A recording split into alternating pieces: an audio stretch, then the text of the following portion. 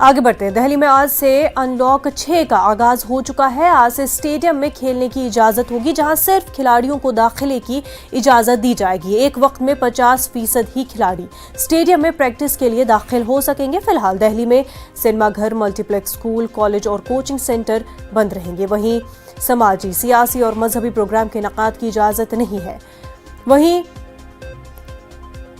Amusement park और water walk बंद रहेंगे।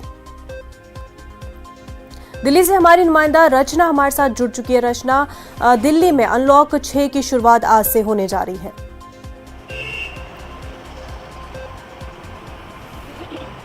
बिल्कुल, दिल्ली में अनलॉक 6 की शुरुआत आज से होने वाली है और कुछ रियायतें सरकार की तरफ से दी गई हैं।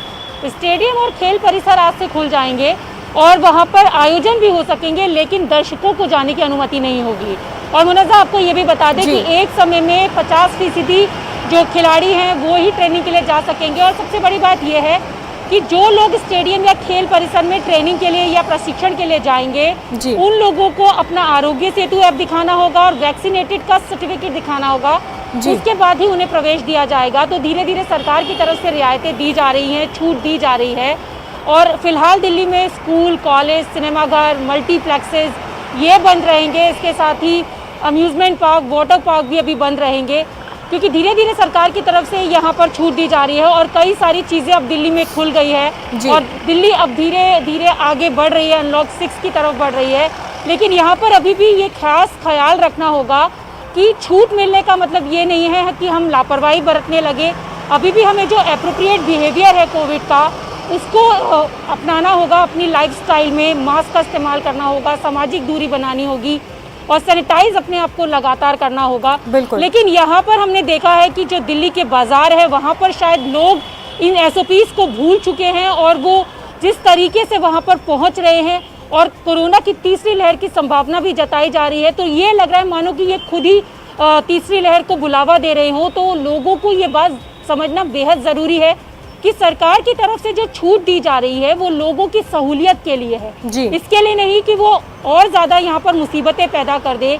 क्योंकि दिल्ली में अगर हम देखें तो कोरोना के मामले बेहद कम हो रहे हैं, लगातार काबू पाया जा रहा है। लेकिन अगर लोग इस तरीके से बेकाबू होकर बाहर निकलेंगे और मास्क का इस्तेमाल नहीं करेंगे, सामाजिक दूरी नहीं बनाएंगे, तो वो दिन दूर नहीं है कि दिल्ली में वापस इस तरीके के हालात हो जाएंगे कि सरकारों को सोचना होगा लॉकडाउन के लिए।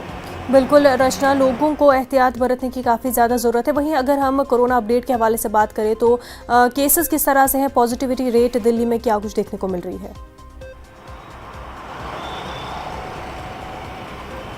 देखिए, पॉजिटिविटी रेट बेहद यहाँ पर कम है और अगर केसेस की बात भी करें तो 90-95 के करीब प्रतिदिन केसेस आ रहे हैं। इससे कम भी हमने पीछे देखा था कि 89 के करीब केसेस आए थे। तो केसेस लगातार कम हो रहे हैं, लोग जल्दी सही हो रहे हैं। लेकिन यहाँ पर मुनज़्ज़र सिर्फ सवाल ये है कि केसेस कम हो जाने से ही कोरोना नहीं जाएगा। कोरोना तब जाएगा जब लोग उन एप्रोप्रिएट बिहेवियर को, SOPs को ठीक तरीके से फॉलो करेंगे, सोशल डिस्टेंसिंग बनाए रखेंगे। क्योंकि वैक्सीनेशन भी लोगों को लग रहा है, लोग आगे आकर वैक्सीनेशन भी करा रहे हैं। कहीं ना कहीं लोगों को ये लगने लगा है कि हमने वैक्सीनेशन करा लिया तो हम सुरक्षित हो गए। सुरक्षित हम ज़रूर हुए हैं, लेकिन इसका मतलब ये नहीं है कि वैक्सीनेशन के बाद हमें कोरोना नहीं हो सकता या हम उन SOPs को भूल जाए। तो ये चीज़ों का ख्याल यहाँ पर रखना होगा सरकार। बिल्कुल रचना, लगातार हम अपने नाजरीन को बताते आ रहे हैं कि वैक्सीन लगाना काफ़ी ज़्यादा ज़रूरी है, लेकिन वैक्सीन लगाने के बाद भी कोविड एप्रोप्रिएट बिहेवियर बेहद ज़रूरी है। रचना, बेहद शुक्रिया आपका।